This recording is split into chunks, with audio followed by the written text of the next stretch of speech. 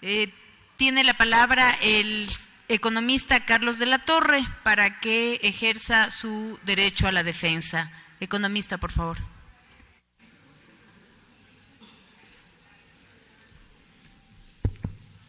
Señora Presidenta de la Asamblea, autoridades de la Asamblea Nacional, señoras y señores asambleístas. Muchos podrían decir que estamos aquí en este juicio político por una ingenuidad política que quizás la tuve cuando era ministro. Tal vez que es así, ingenuidad política, por cuanto mis cálculos fueron exclusivamente realizados sobre una base técnica para una gestión profesional en función de los más altos intereses del país, en un momento en que las finanzas públicas se presentaban bastante débiles.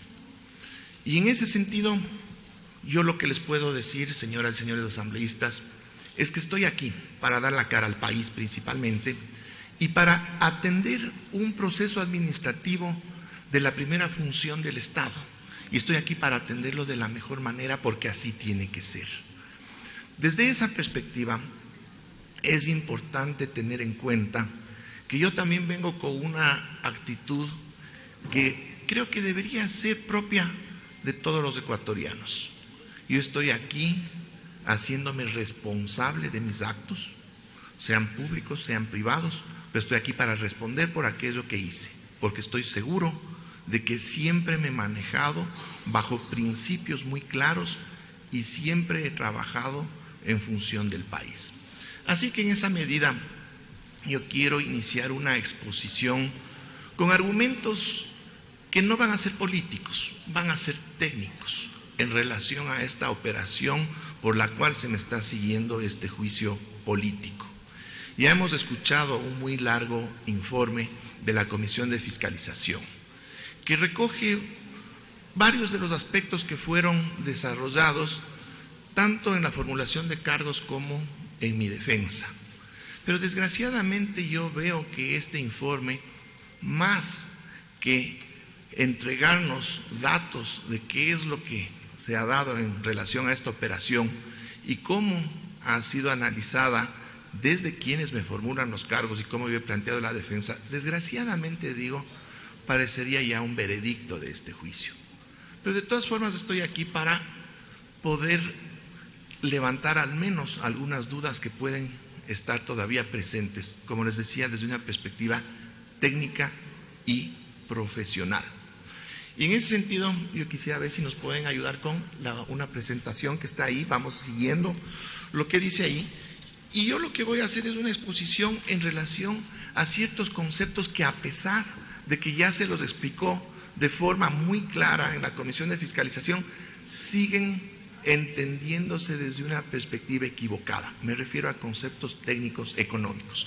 Y es así que el título que yo he puesto a esta presentación, en la que voy a basar mi defensa, dice claramente: juicio político relativo a operación temporal de egreso, utilización, reintegro y registro contable. Estoy utilizando la palabra registro, que está presente en muchos pasajes de la misma normativa y de la formulación de cargos y de los diferentes análisis que se han hecho en relación a esta operación. Y más abajo, en el título, indico operación relativa a la caja fiscal. ¿Por qué? Porque es importante diferenciar que en el manejo fiscal hay diversos tipos de operaciones, diversos espacios en los que se manejan esas operaciones, y un espacio es el de la caja fiscal, el de la cuenta única del Tesoro, que es un espacio en el cual se manejan directamente los recursos que están depositados en el Banco Central, y es solo una parte pequeñita de todo lo que significa la operación en el manejo de la política fiscal. Y aquí adelanto la diferenciación que voy a aclarar más en mis siguientes láminas. Estoy aquí planteando que esto es un manejo de caja, un manejo operativo de muy corto plazo, que no tiene absolutamente nada que ver con el concepto de presupuesto. Ya vamos a ver más adelante qué significa presupuesto y qué es lo que establece la ley en relación al presupuesto, que no tiene nada que ver con esta operación. Vamos a la siguiente lámina, por favor. No voy a entrar en detalle de los antecedentes porque eso ya se ha expuesto con claridad y extensión en el informe que acabamos de escuchar. Vamos a la siguiente lámina, por favor. Muy bien. Los cargos que se me imputan en relación a esta operación se orientan al mal uso de los recursos transferidos de la subcuenta 1110-260 CCU, Ley Orgánica de Solidaridad, para el pago de gastos permanentes como obligaciones con los GAT y pagos a proveedores. A lo cual yo he respondido siempre que fue así. Inclusive se destinaron recursos para pagos de sueldos y salarios del mes de diciembre de todo el sector público, en el conjunto de todos los recursos que se disponía de la caja fiscal en ese momento para cubrir las obligaciones del Estado al cierre del año 2017. Asimismo, ¿ya? ¿Qué es lo que se está indicando acá?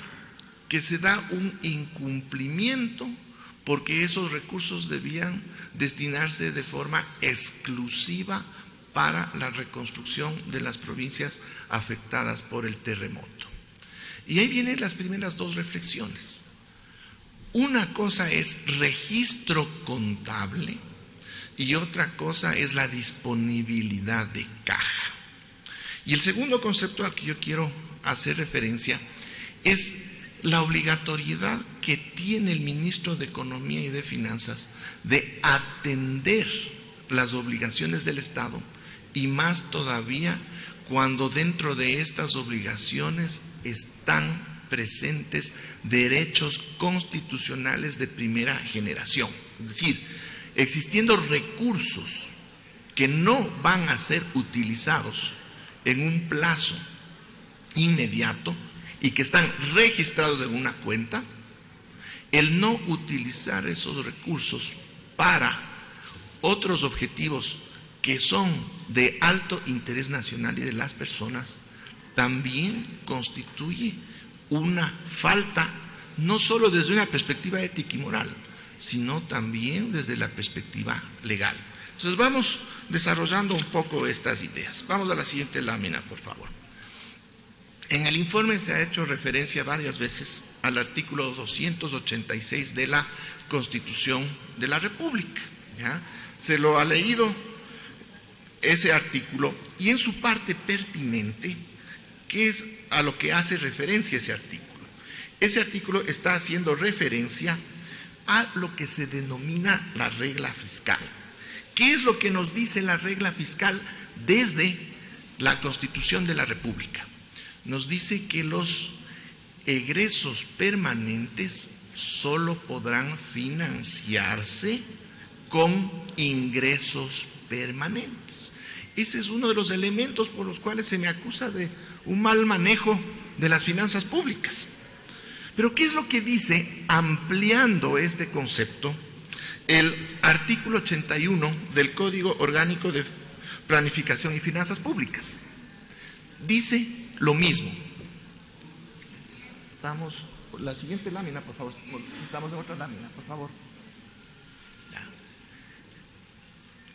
Ya. ¿Qué dice el artículo 81? Muy bien.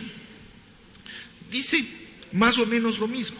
Dice, para garantizar la conducción de las finanzas públicas de manera sostenible, responsable, transparente y procurar la estabilidad económica, los egresos permanentes se financiarán única y exclusivamente con ingresos permanentes.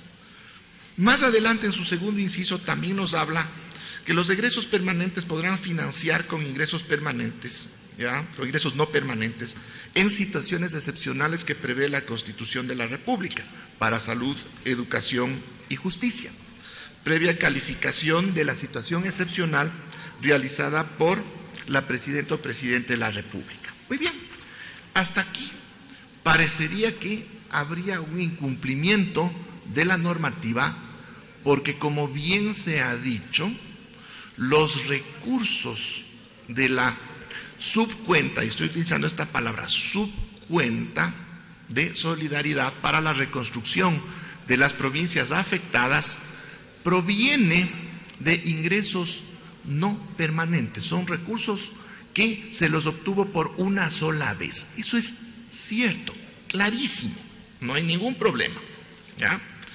Pero, ¿qué es lo que dice el tercer inciso del artículo 81? Por favor, vamos a la exacto, esta lámina. ¿Qué es lo que dice el tercer inciso del mismo artículo 81 del Código Orgánico de Planificación y Finanzas Públicas, que amplía el concepto de la regla fiscal establecido en la Constitución de la República?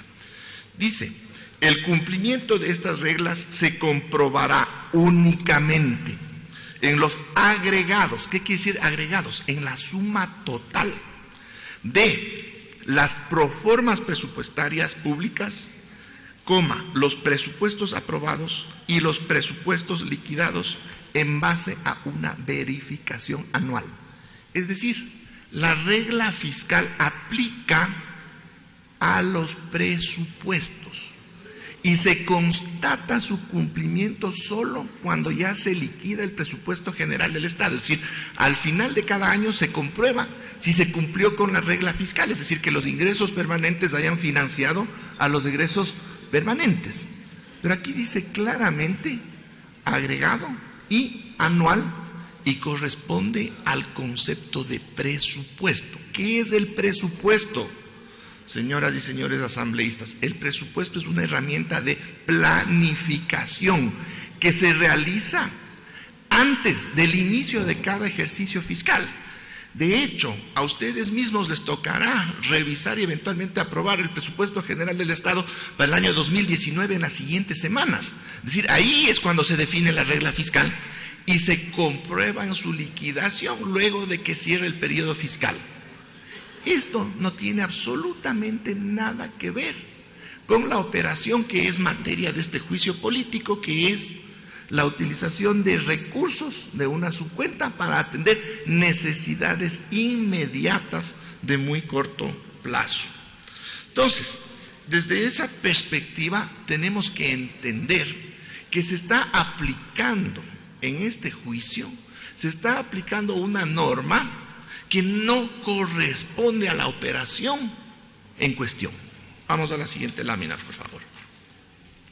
A esto se suman los artículos 78 y 79 del Código Orgánico de Planificación y Finanzas Públicas, que van más allá, nos permiten entender con más claridad qué son los ingresos permanentes y los no permanentes, y nos permiten asimismo clasificar en otras subcategorías los diferentes ingresos y egresos. Y en ambos casos, tanto para ingresos, el artículo 78, como para egresos, el artículo 79, indican que estas clasificaciones de permanentes y no permanentes corresponden o son con fines de análisis, organización presupuestaria y estadística. No nos dicen en ninguna parte que la aplicación del concepto de la regla fiscal va al uso directo de los recursos de la caja, que es otra cosa. Así que con esos elementos tenemos que entender que todo el concepto de regla fiscal establecido tanto en la Constitución de la República como en el Código Orgánico de Planificación y Finanzas Públicas en diversos artículos aplica a una materia que es la presupuestaria, que no corresponde al manejo de caja, que es el objeto de este juicio político. Vamos a la siguiente lámina, por favor.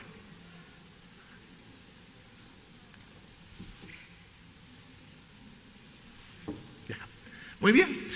Observando con más detenimiento al artículo 286 de la Constitución en relación a los ingresos permanentes y no permanentes y sus respectivos egresos, dice lo siguiente en su segundo inciso: los egresos permanentes se podrán financiar.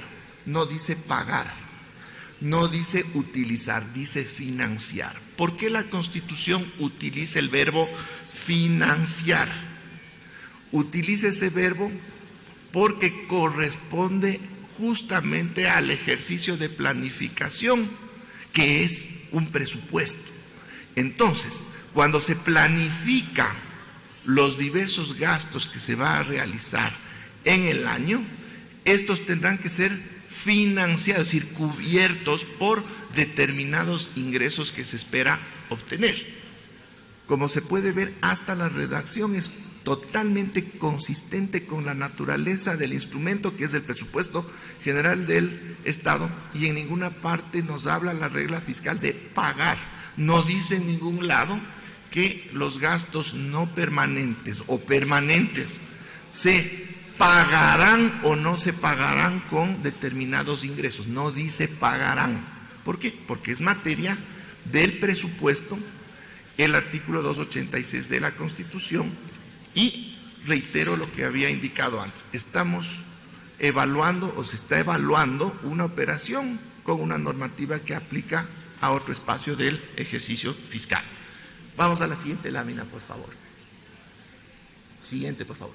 Bueno, ¿cuál es la conclusión de este primer análisis? Que ni la norma constitucional ni las disposiciones del Código Orgánico de Planificación y Finanzas Públicas presentadas en la argumentación de los cargos corresponden a la operación temporal de egreso, utilización, reintegro y registro contable de los $300 millones de la cuenta de la Ley Orgánica de Solidaridad hacia la cuenta corriente única del Tesoro, efectuada entre el 27 de diciembre de 2017 y el 10 de enero de 2018, respecto de lo cual quiero poner en consideración otro elemento.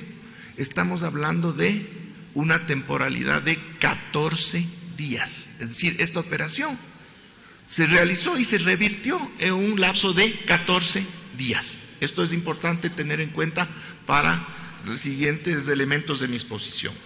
Bueno, vamos a la siguiente lámina, por favor. ¿Cuál es el supuesto segundo cargo que se me atribuye en términos de una posible mala administración de estos recursos? En la exposición de cargos, las señoras asambleístas presentaron un sinnúmero de imágenes de la devastación provocada por el terremoto de abril de 2016. Y desgraciadamente, en su alocución, esto podría llevar a pensar que esa destrucción podría ser objeto o podría mantenerse en esa situación debido a la operación que se realizó en diciembre de 2017, es decir, más de año y medio después. Así que, frente a esa sensación que puede quedar de que esta operación pudo haber ocasionado efectos negativos en términos de la reconstrucción, vamos analizando algunos elementos legales y técnicos en ese sentido. Vamos a la siguiente lámina, por favor. Entre las 37 atribuciones y deberes establecidos en el artículo 74 del Código Orgánico de Planificación y Finanzas Públicas, relativo a las atribuciones y deberes del ministro de Finanzas, en ninguna se incluye o se hace ninguna referencia a que el ministro de Economía y Finanzas tenga responsabilidades para la contratación y ejecución de obra pública. Así que el ministro de Economía y Finanzas no es quien contrata la obra pública, solamente facilita los recursos que se requiere para esta obra pública, que están establecidos en el presupuesto general del Estado, y en el caso de la Ley de Solidaridad también los recursos establecidos o los recursos generados en el marco de la Ley de Solidaridad. ¿Eso qué quiere decir? Eso quiere decir que son otras las entidades responsables de la ejecución de las obras, y para acceder a los recursos presupuestados tienen que cumplir con determinados procedimientos.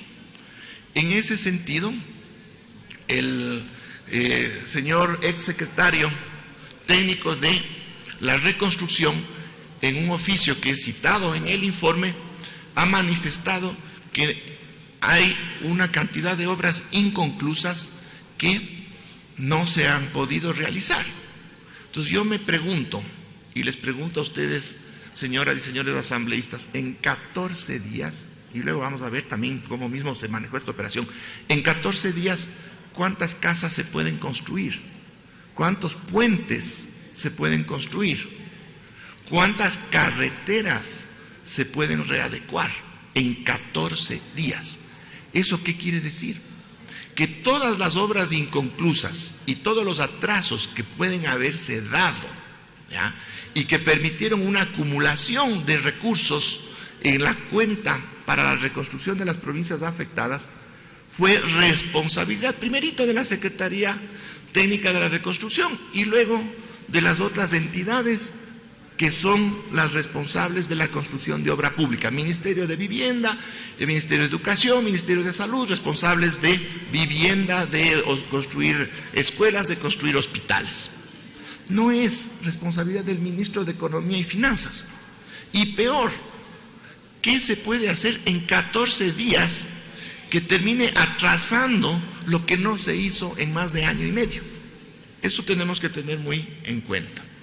Entonces, desde esa perspectiva también es importante anotar lo siguiente. Yo al principio les hablaba de una palabra clave: registro contable.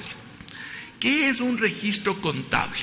La subcuenta para la reconstrucción de las provincias afectadas es fundamentalmente un registro contable. No es una caja fuerte donde se ponen los billetes y quedan guardados para cuando sean estos utilizados. Y la ley y el ejercicio de esta operación siempre garantizaron la disponibilidad inmediata de todos esos registros.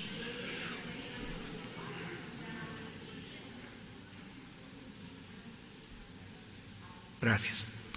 Una figura similar que nos puede permitir comprender adecuadamente este concepto es lo que sucede todos los días con los depósitos que nosotros mantenemos en las instituciones financieras. Nosotros todos tenemos una cuenta en un banco. ¿Acaso que cuando depositamos dinero en el banco toma esos billetes? De hecho, ni siquiera los depósitos se hacen en billetes, muy pocos se hacen en billetes. ¿Acaso que el banco toma esos billetes, guarda en una caja fuerte y espera que nosotros vayamos a retirar esos mismos billetes? ¿El banco qué hace en cuanto nosotros depositamos dinero? Enseguida está utilizando ese dinero. ¿En qué utiliza? Da crédito. Pero eso no significa que nosotros nos quedamos sin esos recursos. Esos recursos son de disponibilidad inmediata.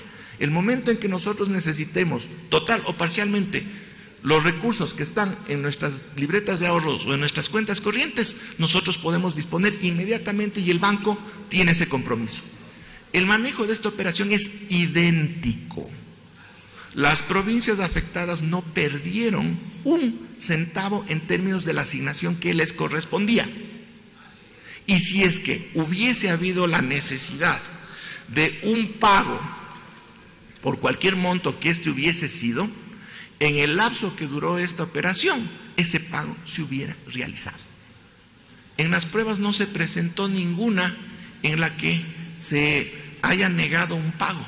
De hecho, no se solicitó ningún pago contra esos recursos durante el periodo de esta operación, ni se solicitaron pagos en meses anteriores.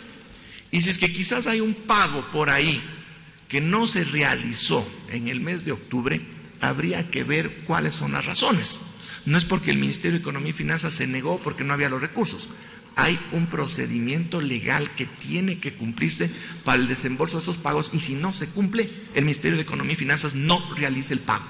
Así que no es una cuestión de voluntad del ministro, no es una cuestión relativa al manejo de la cuenta única del Tesoro, no es una cuestión relativa a la cuenta para la reconstrucción de las provincias afectadas. Si es que eventualmente no se dio un pago, pero como vimos, la única evidencia de que no se haya realizado un pago no corresponde al periodo en cuestión.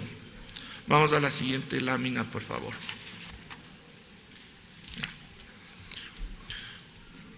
Hay otro artículo que es importante enunciarlo, que es el 74 del mismo Código Orgánico de Planificación y Finanzas Públicas, que dice lo siguiente, ¿ya?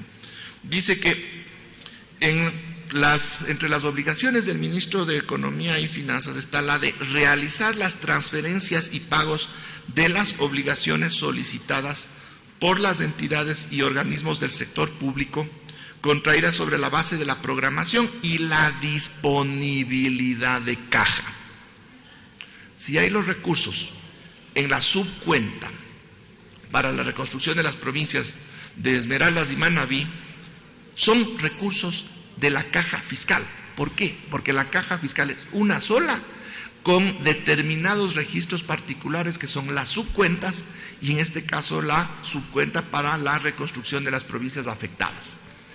¿Qué sucedería si, existiendo recursos en la caja fiscal, el Estado incumple con sus obligaciones financieras? Esa situación sí viene a ser un incumplimiento flagrante de la ley por parte del ministro de Economía y Finanzas.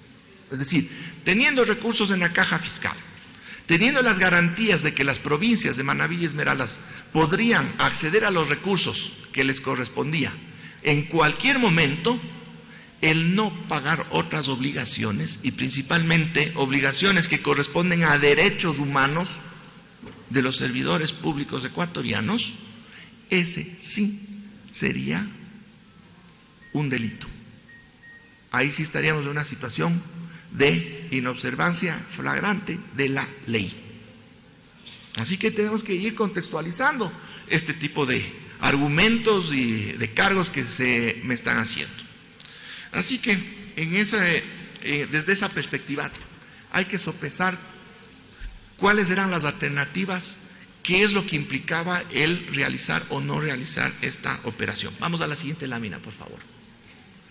¿A qué conclusión podemos llegar en esta parte? Que la paralización de obras de la reconstrucción de las provincias de Esmeraldas y Manabí, o los retrasos en su ejecución, son responsabilidad de las entidades encargadas de la contratación y ejecución de las obras en el país, principalmente de la Secretaría Técnica de la Reconstrucción, pero no del Ministerio de Economía y Finanzas, porque esta es la entidad que solo canaliza los recursos conforme estos son requeridos, luego del cumplimiento de procesos que la ley establece para tal efecto. Si las entidades responsables de la ejecución de esas obras no cumplen con esos procedimientos, no reciben esos recursos. Pero eso no es responsabilidad del Ministerio de Economía y Finanzas, sino de estas entidades. Muy bien. Pero a esto tenemos que agregar lo siguiente. Vamos a la siguiente lámina, por favor. Tenemos que entender que el Código Orgánico de Planificación y Finanzas Públicas, en su artículo 173, establece lo siguiente. Ahora estamos ya entrando en materia de los respaldos jurídicos que avalizaron esta operación. Y el artículo 173, que se refiere a la liquidez del sector público, dice: para el manejo integrado, resalto esta palabra porque vamos a ver más adelante, integrado de la liquidez del sector público, el Banco Central del Ecuador, en coordinación con el ente rector de las finanzas públicas, resalto también este concepto, ente rector de las finanzas públicas, podrá gestionar la liquidez de las cuentas creadas en dicha entidad. ¿Cuáles cuentas? La cuenta única del Tesoro y la subcuenta para la reconstrucción de las provincias afectadas por el terremoto, de conformidad con el reglamento de este código. Pero dice claro, clarito, no se afectará la disponibilidad de recursos de todas las entidades y organismos del sector público y su exigibilidad inmediata. Entonces aquí nos preguntamos, si es que hacemos esta operación, se hizo esta operación, cumpliendo la ley, y en base a lo que dice el artículo 173 del Código Orgánico de Planificación y Finanzas Públicas, ¿en qué se vieron afectadas las provincias de Manabí y Esmeraldas? ¿En qué se vieron afectadas las obras de reconstrucción? No hubo ninguna afectación, y nunca hubiera habido ninguna afectación, aun si es que se exigían hasta esos mismos 300 millones para gastarse en 14 días, que eso era algo virtualmente imposible. Vamos a la siguiente lámina. A esto se suma el último inciso del artículo 82 del mismo Código Orgánico de Planificación y Finanzas Públicas, que dice lo siguiente: en caso de que el Ministerio de Finanzas utilice recursos de créditos con destino específico para optimizar la liquidez del Estado, es lo que se hizo en este caso, deberá reponer dichos recursos en un periodo que no afecte la normal ejecución del programa o proyecto que es destino específico de dicho crédito. Es decir, tenemos otro elemento dentro de la ley que nos obligaba a atender cualquier pago que hubiese sido solicitado, asimismo en el marco de la ley, durante el periodo que duró esta operación, pero no se realizó ninguna solicitud de pago.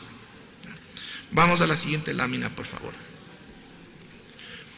¿Qué dice la resolución interinstitucional 001, suscrita entre el Ministerio de Finanzas de ese entonces y el Banco Central del Ecuador, el 7 de diciembre del 2015, en relación a operaciones de estas características? Dice: el ente rector de las finanzas públicas solicitará al Banco Central del Ecuador los traspasos de recursos necesarios que se encuentren depositados en las cuentas del sector público a la cuenta corriente única del Tesoro Nacional, los mismos que deberán ser reembolsados inmediatamente al cumplirse una o más de las siguientes condiciones. Una vez superada la necesidad para la cual fueron traspasados, y estoy resaltando con rojo, porque eso se hizo 14 días después. 2. Para la ejecución normal del programa o proyecto en función de la programación de desembolsos. Esta no le resalto, porque no se realizó en ese sentido, porque nunca se recibió ningún pedido de pago de la Secretaría Técnica de la Reconstrucción o de cualquier otro organismo ejecutor de las obras de reconstrucción.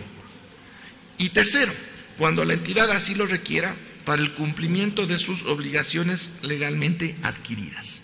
Entonces, desde esa perspectiva, existe este otro elemento normativo que obligaba a que se respeten los recursos de las provincias afectadas por el terremoto, los que nunca estuvieron bajo ningún tipo de riesgo. Vamos a la siguiente lámina, por favor. Muy bien. Ya hemos escuchado algunas citas en relación al examen especial de la Contraloría, que no cuestiona la operación. ¿Ya? Sí hay un cuestionamiento de la Contraloría. ¿Ya? Ese cuestionamiento es al incumplimiento de una norma constitucional relativa a la coordinación que supuestamente debía haberse hecho entre el Ministerio de Economía y Finanzas y no la Secretaría de Reconstrucción, como se plantea a partir de un oficio del señor Bernal. No, si es que esta coordinación debería hacerse con absolutamente todas las entidades implicadas en la materia de la reconstrucción. Debería haberse hecho con el Ministerio de Educación, con el Ministerio de Salud, Ministerio de la Vivienda. Debería haberse hecho con los municipios, todos los municipios de las dos provincias y con las prefecturas. ¿Por qué? Porque los GATS también reciben el reembolso de recursos, por ejemplo, por el caso de devolución de IVA. Entonces, tendríamos que atender a toditos estos organismos en función de tomar una decisión totalmente técnica que se originó en el ente rector de las finanzas públicas. Así se le define al Ministerio de Economía y Finanzas en el marco de la ley, y esa es su función, ente rector. Entonces ahí viene también el análisis. ¿Qué se tiene que coordinar y qué se puede disponer desde el ente rector de las finanzas públicas? Si las entidades ejecutoras de las obras de la reconstrucción no iban a tener ninguna afectación en su gestión por esta operación, ¿qué se tenía que coordinar? Nada, porque ellas podrían haber acudido, como siempre ha sido, cumpliendo la ley, para acceder a los recursos que les correspondía y hubieran obtenido esos recursos. ¿Qué coordinación se tenía que hacer? Entonces hay que entender también que detrás hay intereses, o hubo intereses desde ciertos actores, de llevar esta situación al nivel en el que estamos por determinadas circunstancias, pero entendiendo cuál es el papel del Ministerio de Economía y Finanzas como ente rector y entendiendo que no iba a haber ningún tipo de afectación a la operación normal de los organismos ejecutores, ¿qué tipo de coordinación se necesitaba? Eso creo que es un elemento que tiene que entenderse y también eso será de alguna manera informado a Contraloría en el marco de lo que es su espacio de acción y asimismo también yo ya he procedido a hacer esas aclaraciones respectivas, pero de todas formas eso consta en su informe. Bueno, vamos a la siguiente lámina. Si bien hemos hecho un repaso, ¿ya?, de los sustentos jurídicos para la realización de esta operación, y ojo, sustentos jurídicos también establecidos en una ley orgánica, porque los incumplimientos que se me atribuyen también se me atribuyen desde otra ley orgánica. ¿Cuál está por encima de la otra? Aquí no es cuál está por encima de la otra, sino la aplicación de la una norma o la otra norma en función del más alto interés nacional. Pero vamos ahora a la siguiente lámina, por favor. ¿Cuáles son los sustentos técnicos de esta operación? La ley no es que se genera porque sí. La ley obedece a conceptos técnicos, eso lo sabemos todos. Responde a manejos que procuran optimizar, en el caso de la normativa económica, que procuran optimizar el uso de recursos. Y en ese sentido, aquí estoy citando un documento publicado por el propio Fondo Monetario Internacional que avaliza este tipo de operaciones no solo aquí en el Ecuador, sino en prácticamente todos los países del mundo cuyas legislaciones se ajustan como la ecuatoriana a estos conceptos. Así que, ¿qué nos dice este documento del Fondo Monetario Internacional realizado por los expertos Patanayak y Feinblom en 2011? Nos dice que la cuenta única de tesorería o del tesoro es una cuenta bancaria o un conjunto de cuentas bancarias interrelacionadas, a través de las cuales el gobierno realiza todas sus transacciones de ingresos y pagos y obtiene un panorama consolidado de su posición de caja al final de cada periodo. Es decir, ya el mismo Fondo Monetario Internacional dice que estas cuentas están interrelacionadas, no están separadas. Asimismo, nos dice que el Tesoro debería gestionar las posiciones de efectivo y de deuda del gobierno para que se disponga de fondos suficientes para cumplir con las obligaciones financieras. Es decir, todos estos recursos en una cuenta o en varias interrelacionadas tienen como fin atender las obligaciones del Estado que tienen que atenderse. Eso nos dice claramente, ¿ya? De ahí nos dice este documento que la cobertura de la cuenta única de tesorería deberá ser completa e incluir todas las entidades financiadas por el gobierno, incluidos los organismos públicos oficiales autónomos, así como fondos extrapresupuestarios y cuentas especiales. ¿Qué nos está diciendo esto? Lo que les había manifestado, que la subcuenta para la reconstrucción de las provincias afectadas es un registro contable, parte de la cuenta única del Tesoro. Con esto, vamos a la siguiente lámina, por favor. ¿Cuál es la conclusión? Las normas para la gestión de la caja fiscal, ojo, aquí no digo presupuesto, digo caja fiscal, y manejo de la cuenta única del Tesoro Nacional, que es en lo que se inscribe esta operación, corresponden con prácticas internacionales de uso generalizado, establecidas metodológicamente y recomendadas por organismos internacionales, como el Fondo Monetario Internacional. Y es en ellas en las que se ampara esta operación. Así que, con estos elementos también espero que se desvirtúe esa idea de que se actuó de forma independiente, por decisión exclusiva del ministro, por una cuestión que no corresponde ni a la normativa ni a la técnica. Al contrario, fue un manejo profesional, enmarcado en la normativa y para atender una necesidad. Y aquí vienen ya como notas finales. Vamos a la siguiente lámina. Ciertas consideraciones que tienen que realizarse. Primera consideración: nosotros no podemos aislar esta operación del conjunto de necesidades y situaciones que se dieron a fines del año 2017. Y como yo ya indiqué anteriormente, estos recursos que hasta por ley me obligaban a utilizarlos para el pago de las obligaciones del Estado, se destinaron principalmente para poder atender derechos constitucionales de los trabajadores. Inclusive los recursos que fueron entregados a los GATS a fines de diciembre, ¿en qué usaron los GATS? ¿En qué se produce su gasto corriente, señores? En sueldos y salarios fundamentalmente.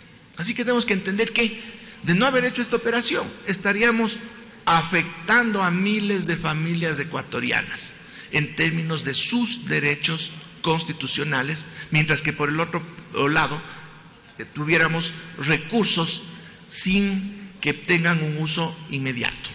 Vamos a la siguiente lámina. En este contexto de establecer los elementos y las situaciones adicionales que configuraron el entorno en el que se dio esta operación, tenemos que entender lo siguiente. Para esas fechas, nosotros estábamos trabajando en la definición ya concreta de operaciones de financiamiento externo que nos permitirían aplicar el presupuesto establecido para el año 2018. El país necesitaba de recursos del exterior como los necesita este momento. Y teníamos ya toda una planificación para poder acceder a ese financiamiento. Y como ustedes saben, el financiamiento, además de que es indispensable, es un tema bastante delicado. Desgraciadamente en estos días el país no tiene acceso a los canales más adecuados de financiamiento externo porque nuestro riesgo país está muy alto. No voy a entrar en explicar las razones de aquello, pero una de las gestiones fundamentales que tiene que realizar un ministro de Economía y Finanzas es procurar que ese riesgo país sea bajo. Es decir, que la percepción que se tenga de la economía ecuatoriana a nivel internacional sea positiva. Cuando el riesgo país está alto es una percepción negativa. Y el riesgo país alto implica que el costo de ese financiamiento es más alto, nos cobran tasas de interés más altas. Para ese entonces ya habíamos logrado bajar el riesgo país a niveles de 400 puntos, la mitad de lo que está ahora. ¿Eso qué quería decir? Que las tasas de interés iban a estar bastante más bajas que lo que estuvieron años anteriores y de lo que están en este momento. Y teníamos que aprovechar esa coyuntura para conseguir un financiamiento indispensable para que la economía pueda operar durante 2018. Ese financiamiento lo logramos el día 17 de enero de 2018, cuando logramos colocar a nivel internacional 3,000 millones de dólares en bonos soberanos a una tasa del 7,85%. Ojo, 7,85%, no estoy diciendo ni 11 ni 12, 7,85%. A 10 años plazo, no estoy diciendo ni a 6, ni a 4, ni a 3, 10 años plazo con la posibilidad de renovarles 10 años más. Pero ¿qué hubiera sucedido si es que el 27 de diciembre de 2017 el Ministerio de Economía y Finanzas dejaba de pagar sus obligaciones de fin de año? Si nosotros entrábamos en una moratoria, así sean obligaciones internas, ¿qué señales hubiésemos dado a nivel internacional frente a esta operación en la que estábamos trabajando? Señales tremendas. Y no hubiésemos logrado ese financiamiento, o ese financiamiento hubiese sido a una tasa mucho más alta y a un plazo más bajo, con el perjuicio correspondiente para la economía ecuatoriana. Segundo elemento, ¿qué hubiese sido si es que para no incurrir en una suspensión de pagos buscábamos la única alternativa que teníamos en ese momento? Un financiamiento de corto plazo con banca internacional. ¿Cuánto de intereses hubiésemos tenido que pagar por contratar un crédito al apuro a fines de diciembre de 2017? Estoy hablando de decenas de millones de dólares que se le ahorraron al país gracias a esta operación. Así que si no entendemos en este contexto, y si no entendemos que los cargos que se me imputan corresponden a otro tipo de ejercicio que no es el manejo de caja, entonces ahí es cuando las conclusiones no van a ser las adecuadas. Así que, en ese sentido, lo único adicional que puedo decirles, señores, es que siempre primó la técnica, siempre se procuró hacer un manejo profesional de las finanzas públicas, y por diversas razones que no competen ni a la técnica ni a ese profesionalismo, estamos aquí y estoy yo aquí presentando mi defensa frente a un juicio político que se me lo ha hecho, evidentemente dentro del marco legal de nuestro país, y por eso yo no tengo ningún problema de dar la cara frente al país y estar aquí presente con ustedes, esperando poder haber aclarado muchos de los elementos y de la confusión que prima en ese informe que nos ha llevado a estar aquí presentes. Muchas gracias. Muchísimas gracias, economista.